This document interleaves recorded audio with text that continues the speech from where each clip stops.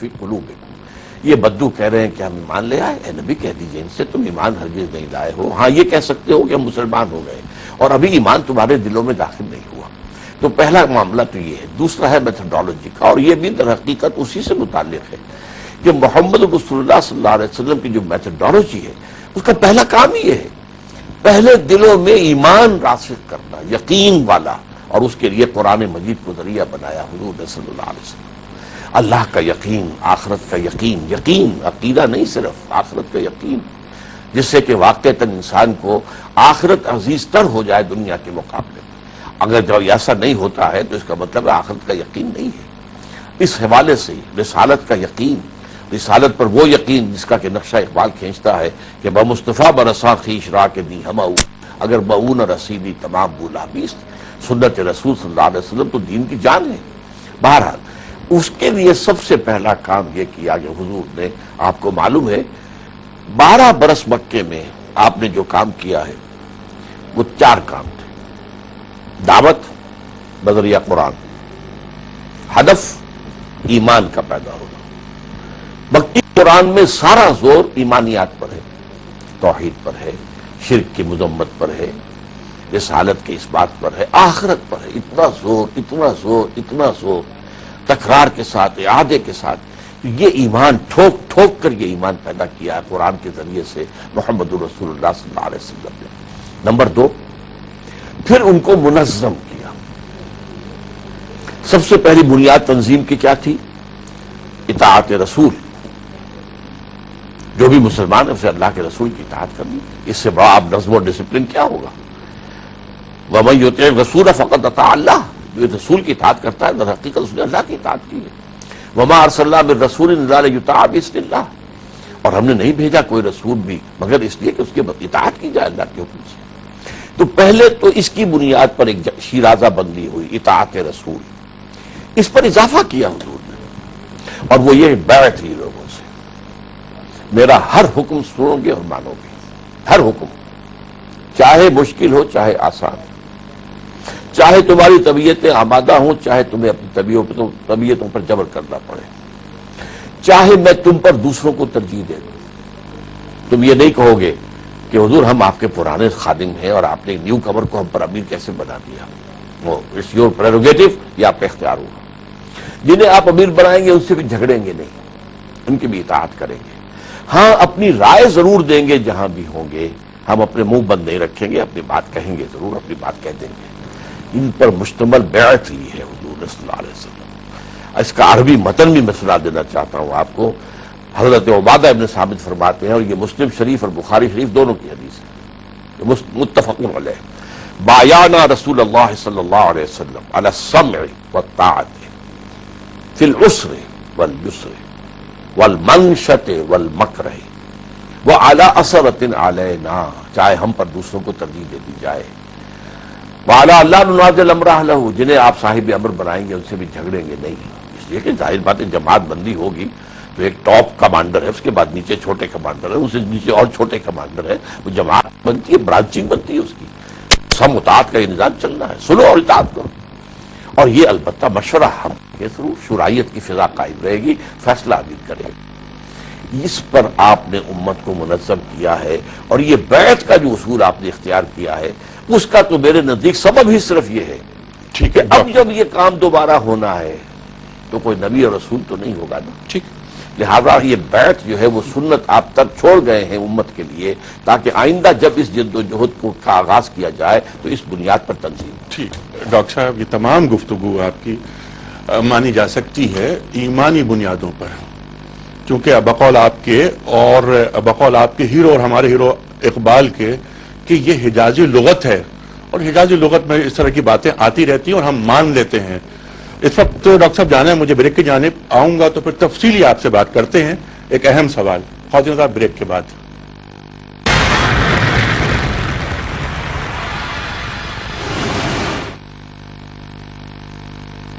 Welcome back خواتین حضرات، آغاز رمضان اسپیشل کے ساتھ ایک بار پھر حاضر۔ خواتین حضرات یہ آخری چنک ہے اس گفتگو کا، ڈاکٹر شاہ صاحب تشریف فرمائے۔ ڈاکٹر صاحب جو بات ہو رہی تھی اسی ذیل میں میرا مقصد کہنے کا یہ تھا کہ آپ نے فرمایا کہ آنے والے کل سے آپ مایوس نہیں ہیں، امت مسلمہ میں ایک بیداری کی لہر ہے۔ پھر آپ نے یہ فرمایا کہ رسول کریم صلی اللہ علیہ وآلہ وسلم کی میتھڈولوجی کیونکہ اپلائی نہیں کی گئی، اس لیے ناکامی کا سامنا کرنا پڑا۔ 20ویں صدی کی تمام مسلم یعنی احیاء امت کی جو تحریکیں ہیں ان کو، جس میں آپ کی تحریک بھی شامل ہے۔ سوال یہ پیدا ہوتا ہے کہ جب کہ فرد کی تربیت نہیں ہوئی، معاشرے ترتیب نہیں پائے، سوسائٹی وجود میں نہیں آئی، مملکتیں اس انداز میں نہیں ہوئی، وجود میں نہیں آئی جس کا تقاضا سیرت رسول کریم صلی اللہ علیہ وآلہ وسلم کرتی ہے، پھر آنے والے کل سے ہم کیسے پر امید ہو سکتے ہیں؟ کیا یہ ایک صرف رومانیت پسند نعرہ نہیں ہے؟ میں نے عرض کیا تھا کہ آنے والے کل کے بارے میں میرا یقین قرآن اور سنت کی محکمات پر قائم ہے، یہ مستقبل کی بات ہے، ٹھیک، اس پہ یہ کام ہم ہو رہا نہیں ہے؟ جان سکتے۔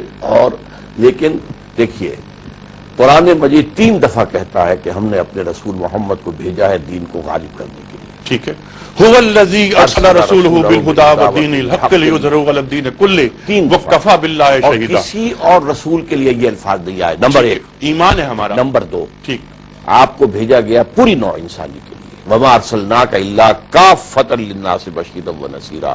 تو گویا کہ جب تک پوری عالم انسانیت پر حضور کا لایا ہوا دین غالب نہ ہو، اس وقت تک حضور کے بعثت کے مقصد کی تکمیل نہیں ہوئی، اور یہ ناممکن ہے کہ دنیا ختم ہو جائے اور حضور کے مقصد کی بعثت کی تکمیل نہ ہو۔ یہ ہوگا ڈاکٹر صاحب، عالم اسباب، عالم اسباب، عالم طریقہ اسباب کو کار، استعمال کر کے ہوگا۔ عالم اسباب کو استعمال کیا محمد رسول اللہ صلی اللہ علیہ وسلم، یقیناً۔ اس پر تو ہم میتھڈولوجی کی بات کر رہے تھے نا، تو آپ دوسری طرف لے گئے۔ ٹھیک نہیں، 110 آپ نے برس سب سے پہلے ایک جماعت تیار کی ہے، یہی تو سب سے بڑا ذریعہ ہے، ایک ایسی فدائین کی جماعت جن کے لیے موت جو ہے وہ زندگی سے زیادہ عزیز ہو جائے، وہ جماعت، یہ عالم اسباب کی بات ہے۔ آپ نے وہ ایمان پیدا کیا ہے کہ انسان جو ہے اپنا سب کچھ قربان کرنے کے لیے تیار ہو جائے، یہ عالم اسباب کی بات ہے۔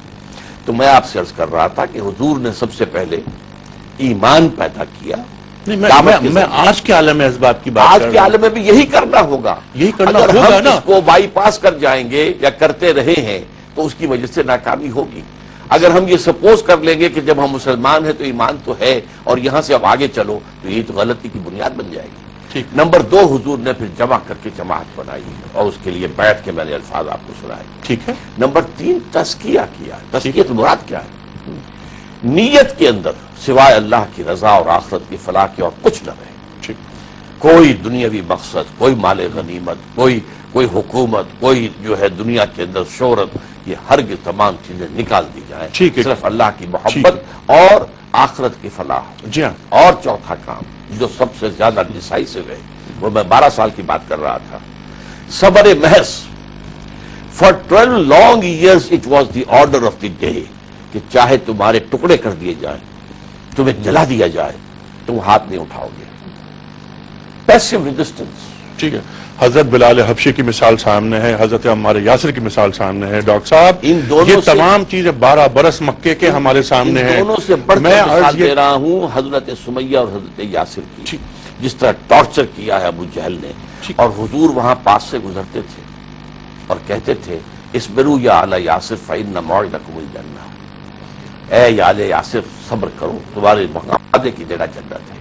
ٹھیک، یہ 12 برس تک کا یہ اس قدر اہم بات ہے، اگر کہیں مسلمان شروع میں وائلنٹ ہو جاتے تو مٹھی بھر تھے کچل دیے جاتے۔ یہ عالم اسباب کی بات ٹھیک کر ہے، رہا ہوں میں۔ مطلب شروع میں وائلنٹ نہیں ہونا نہیں ہے، ہونا ہے۔ کیونکہ ہم عالم اسلام اس وقت معذوری کے حالت میں ہے اور ہے جرم ضعیفی کی سطح مرگ مفاجات، اس لیے ہمیں وائلنٹ نہیں ہونا ہے۔ اس وقت عالم اسلام کی بات نہ کیجیے، نہیں، اس وقت ہم بات کر رہے ہیں میتھڈولوجی، اور یہ جو ہے کسی ایک جگہ سے شروع ہوگی۔ آج کا جیسے حضور کی مسلمان، دعوت جو ہے، آج کا مسلمان ڈاکٹر صاحب کیا حضور کریم صلی اللہ علیہ وآلہ وسلم کے طریقہ کار پر عمل کیے بغیر فلاح حاصل کر سکتا ہے؟ ہرگز نہیں کر سکتا نا۔ لیکن میں جو آپ کہہ رہا ہوں کہ بات جو ہم کر رہے ہیں وہ یہ ہے کہ اب میں اگر اس کو دوبارہ جوڑ رہا ہوں کہیں ڈاکٹر صاحب، پر I'm sorry آپ کہیں کی بات کٹ خلافت رہی قائم کرنی ہے، جی۔ کہیں نظام آنا ہے، تو اس میتھڈولوجی کو فالو کرنا ضروری ہے، ٹھیک ہے ڈاکٹر صاحب، بالکل، اور وہ کسی ایک ملک میں ہوگا۔ یقیناً ہوگا، وہ اچانک نہیں ہو جائے گا کہ ایسا ہو گیا کل ہم صبح کو اٹھیں گے وہ نظام جو اللہ اور اللہ کے رسول کا مطلوب ہو وہ قائم ہو چکا۔ اس کے لیے جیسے آپ نے فرمایا، میں آپ کی باتوں کو 100% درست سمجھتا ہوں، کیونکہ آپ استنباط کر رہے ہیں قرآن کریم سے اور سیرت پاک سے۔ فرد کا تزکیہ نہیں ہوا